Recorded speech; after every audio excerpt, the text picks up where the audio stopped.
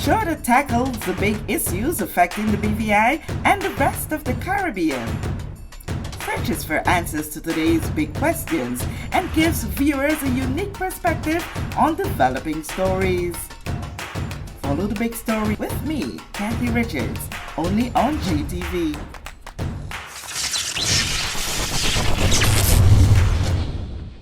This show is brought to you by the National Bank of the Virgin Islands, Cyril B. Ramney Tertola Pier Park, NV Salon Spa Nail and Barbershop, HOV Medical, and Digicel. Sign up for Digicel Plus Home Light Bundles, faster internet, movies, and sports. Discover the latest power tools, top quality building materials, and expert advice all in one place. Whether you're a DIYer or a pro, this expo is for you. Don't miss out. Join us on Saturday, September 14th for CTL's Tool and Builders Expo. It's going to be epic. From January straight to December, anything on your calendar. CTL Home Center, we've got it.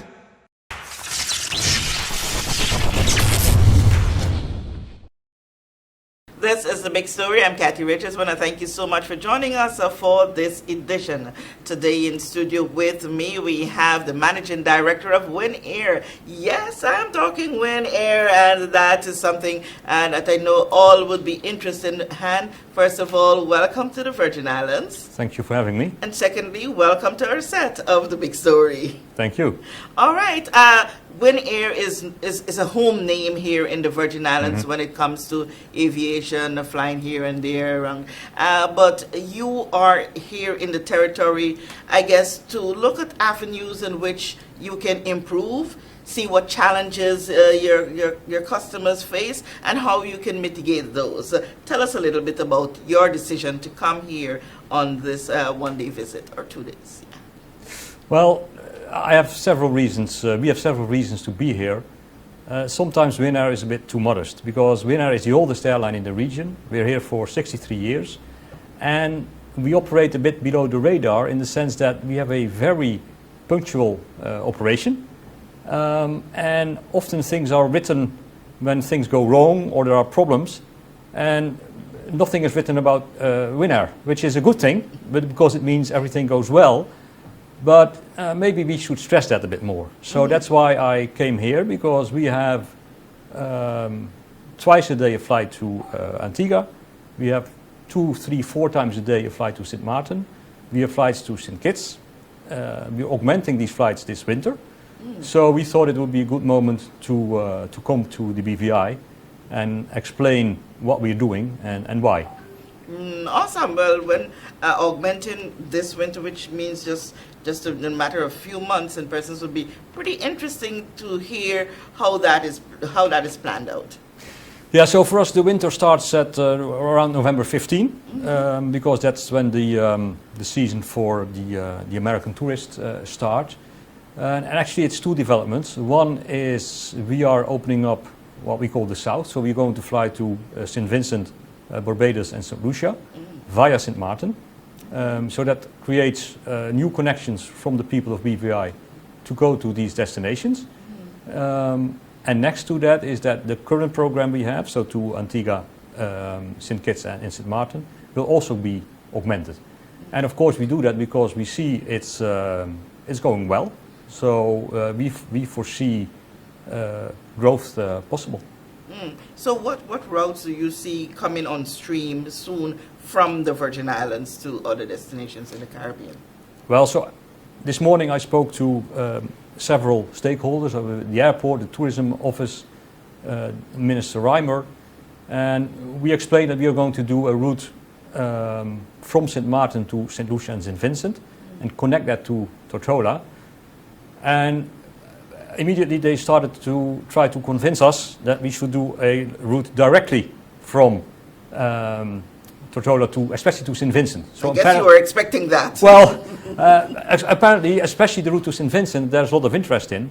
Well, we're not a really small airlines. We have 8 aircraft, but we're not big, so we are very flexible. So we start this route with a connection to Tortola, but suppose it shows that there's a lot of demand from Tortola, well, we can change that.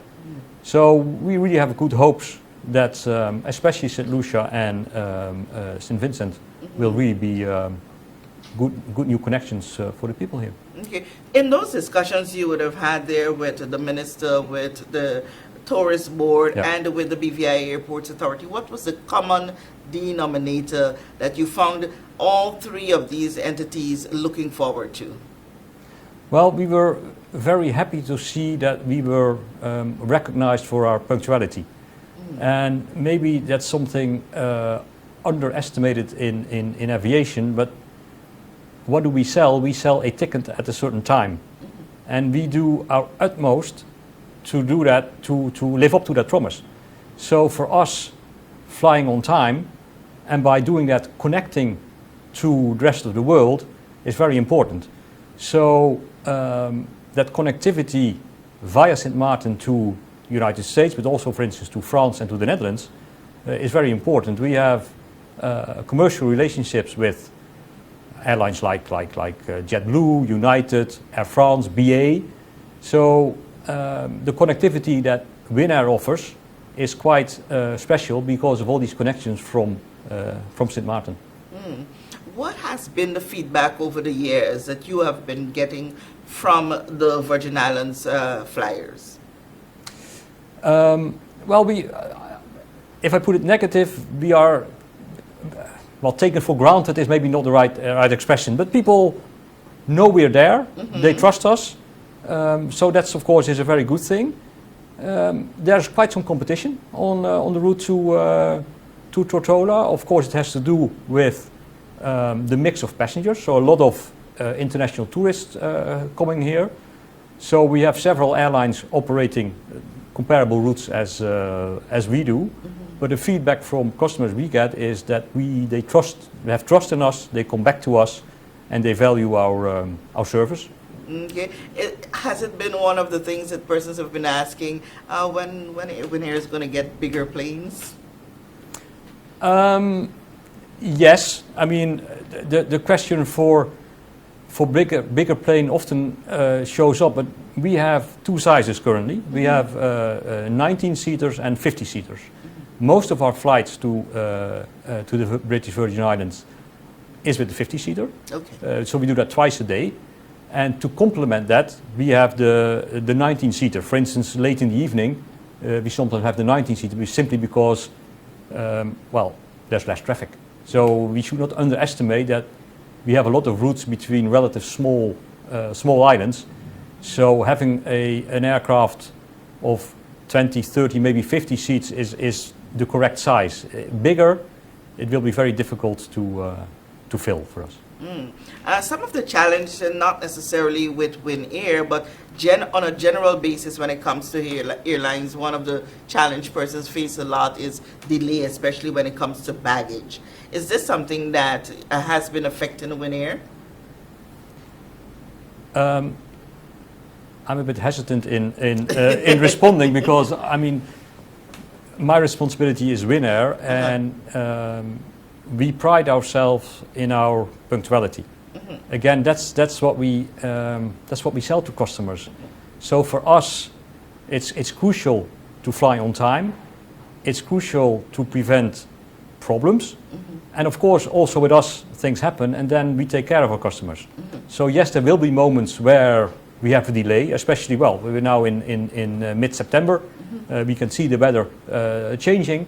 So there will be delays inevitably, but if that happens, we take care of our passengers. Yeah, that is what I really wanted to get you to talk about, because when persons are choosing an airline for which they want to use, they look at the various options and the challenges that you may face with A, B, or C. Yeah. And one of those challenges, oftentimes with small crafts, is that of delayed baggage. So if you can talk to us how you make sure that any challenge that your passenger face is handled with. What are some of the strategies? What are some of the causes and those remedies that WINAIR put forward?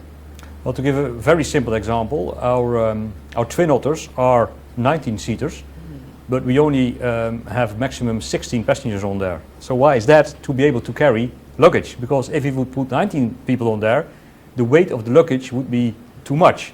So we find a balance between weight of luggage and customers. On the 50-seater, I can't remember one time we had an issue with luggage. It also has to do with the choice of fleet. So we have chosen to have ATRs, which are sturdy aircraft with a lot of luggage room. Other aircraft types are designed differently, let's put it this way, and they have less space for luggage. We don't have that issue. So I'm quite confident in saying that with us, that's not a problem. And I'm quite confident to say hats off to you with that. Thank you. And let's look at the change in travel that would have occurred from the time we would have experienced the COVID-19 pandemic to now.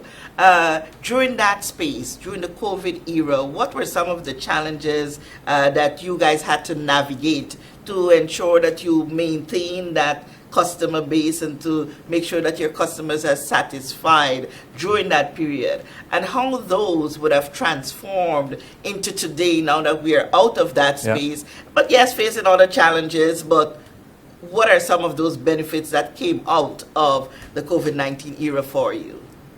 Well, we can be honest, on the COVID time was purely a matter of surviving. So also we had to let go of 50% of our personnel. We had to let go of some, or we had to send some aircrafts back to the lease company just to survive. Well, what happened over the past years in this region, it might partly have to do with COVID, is that a number of airlines went bankrupt. So you currently see it's a very volatile market.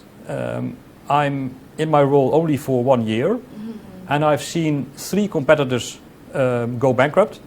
But I also saw 2 airlines starting up. So there's a lot of dynamics in this region. If you look at the clients we have, it's partly the international tourists, and we were explained this morning that and we see that also, that the BVI is really profiting the last 1-2 years with an enormous growth, and we are of course proud we can contribute to that. But you also see that there's at least now one American carrier, American Airlines, going directly to Tortola, which of course for people here is a great asset to have 1, 2, 3, 4 flights a day. For WINAIR, that creates possibilities, because it also means that people that come with American to Tortola can continue onwards with us. So it's a very dynamic market, sometimes difficult to understand all the developments, but by being very agile and close to the market and trying to understand what's going on, we are adapting to these circumstances. But I think in general, Tortola seems to be going through a very good development, so it's good to be part of that. Awesome. And another thing that would have changed over the years from between COVID and now is that of fuel cost. The cost for flying would have been affected by that. The wars, COVID shut down, so those markets would have had been greatly impacted. How are you maneuvering around the cost and keeping it friendly to your flyers? Honestly, very difficult. So we are facing a situation where taxes in the region are very high. But for me, it is what it is, because that's for governments a good way to get income, so I understand that. As you say, fuel costs can be substantial. And because in the end, as we discussed, it are routes with not too many passengers, per definition, it's relatively expensive to operate flights between the islands. And I think all the bankruptcies show that long term you can't sustain very low prices, because you can't cover the costs with that. So you need a certain price level. But what we are trying to do is, by growing, what we are growing substantially currently. So we're adding new aircraft to the fleet. By growing, your cost base gets a bit lower. So by doing that, hopefully we can get our prices in, still okay. So, looking at the Caribbean region, which of the countries would you say you see the highest demand for WINAIR service? Well, we are in a special situation that Sint Maarten is the hub in the region with the most connections.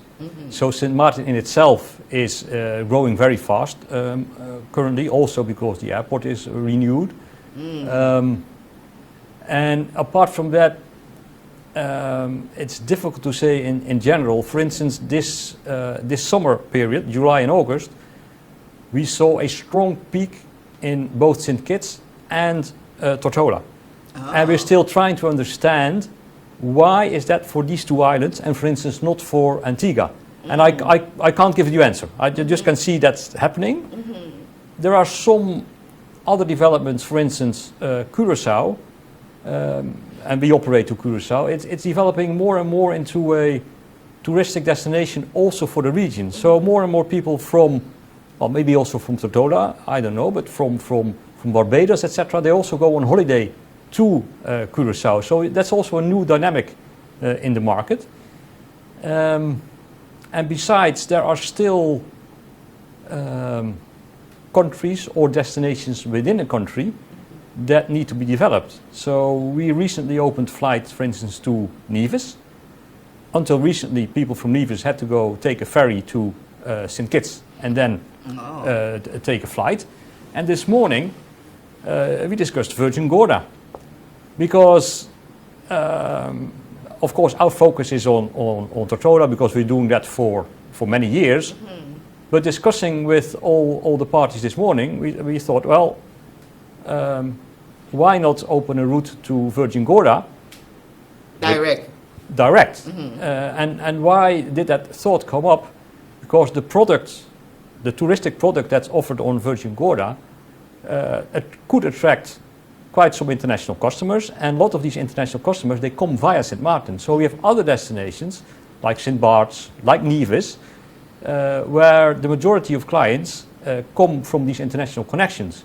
So far it's a brainstorm idea, but I have to say that both the tourist office and ourselves thought it would be well worth to have a look into. So there are still destinations to be, routes to be developed. Okay, so I can see this particular aspect of your discussions that you would have had today being one of your priorities when you go back to sit with your team, to look at how you can open up your direct flights to Virgin Gorda. Well, that's a good thing of coming here, because that way, in discussion with persons responsible for aviation, for tourism, you come up with ideas that maybe otherwise would not have popped up.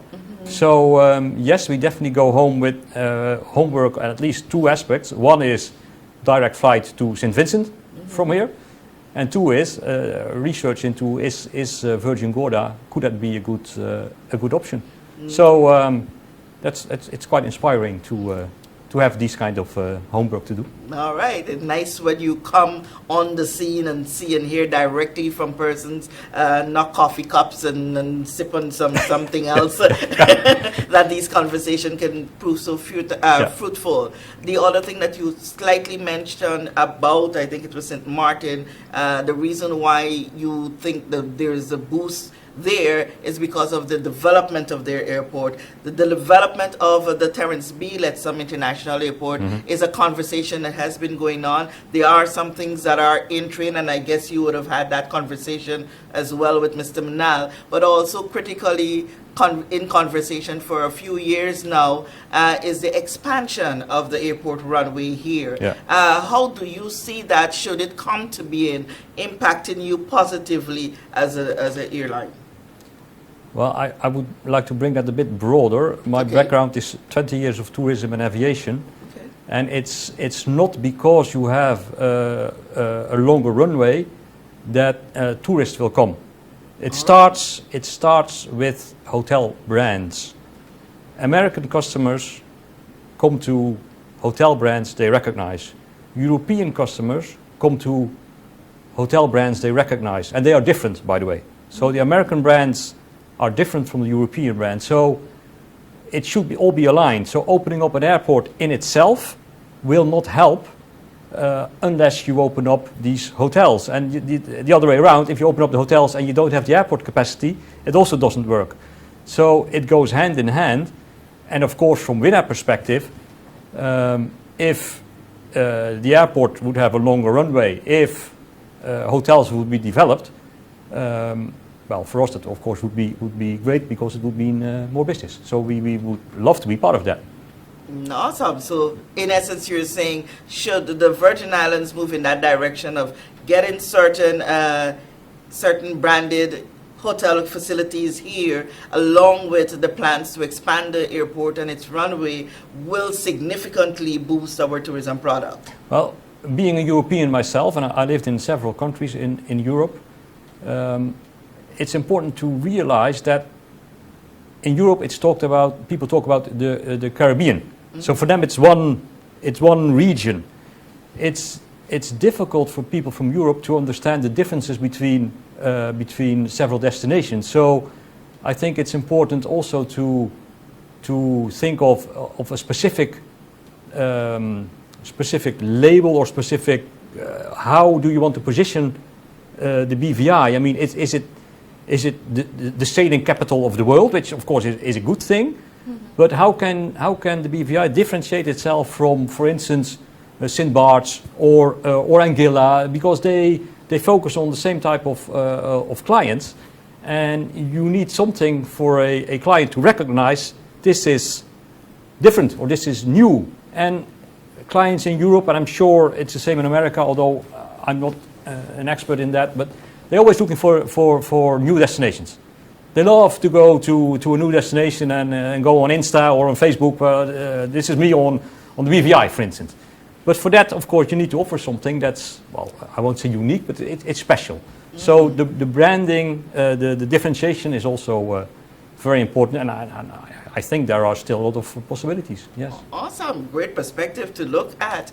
Before we close off this conversation, because we're under the tyranny of the clock, one of the things that we oftentimes ask is why airlines don't do the sleepover here in the territory at the Terrence Beale at some international airport. When you come in, the late night, the last flight that you make, you leave.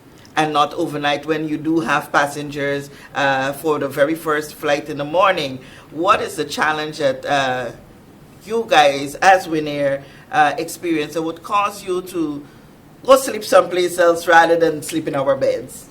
Well, maybe I have to tell the public we did not repeat this, because it's an interesting question, because this is what we do. Okay. I came myself yesterday on our flight from St. Martin.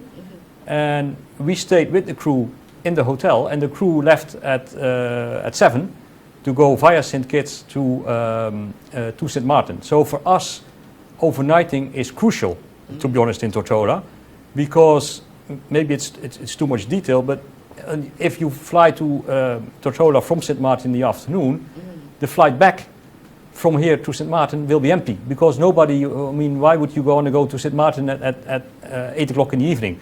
So indeed, as much as possible, we try to overnight, which we do on a number of days a week. But okay, you have to be realistic. Sometimes you need to get your aircraft also back to base, because that, for instance, is where maintenance is done. So you can't always choose. But if you would have the choice, ideally we would have each flight in the evening overnight here and go out in the morning. Okay, and bigger hangars will help that even more. That is definitely would be welcome. Yes. Awesome. Well, this was an interesting conversation. I know Thank it you. was at short notice. I didn't do that much of a research to say, let me hammer a little bit on this one. But the information that you shared here was really great. And we're happy to know that you are on spot to hear from our leaders in the various areas, the Airports Authority, the Tourist Board, and the government sector. But I want to give you the last 30 seconds in this program to talk directly to the people of the Virgin Islands as to your expectations and what else you can do to make life better for them when it comes to flying with WINAIR. Well, once more, thank you for having me, and for everybody on the BVI. We are very happy that since years we operate to several destinations from here. We do that very punctual. We are extremely proud of that. We try to be as customer focused as possible, and we value very much your loyalty that we experience every day. So thank you for that. Awesome, awesome, and thank you so much for stopping by. Thank you so much for the reassurance that you would have given to those traveling via WINAIR through the Terence B. Lettsome International Airport. But more so, we are looking forward to the day and hoping that it's in the very near future that you'll be doing some direct flights to Virgin Gorda as a result of your visit here. Once again, thank you for stopping by. I want to thank you so much for joining us here on this edition of The Big Story. I'm Kathy Richards.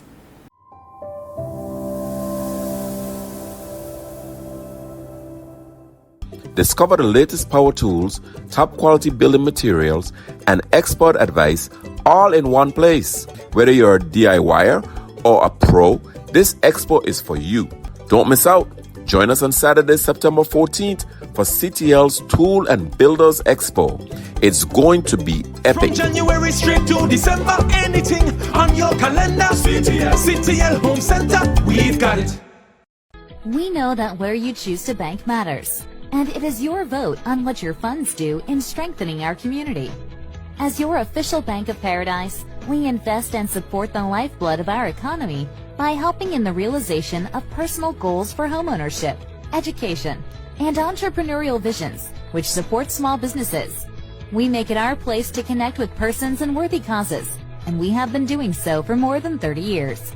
Where your money goes and what your dollars empower are your choice. And we thank you for choosing us, a bank that gives where it matters the most, for you, for our community, and a happier tomorrow. The National Bank of the Virgin Islands.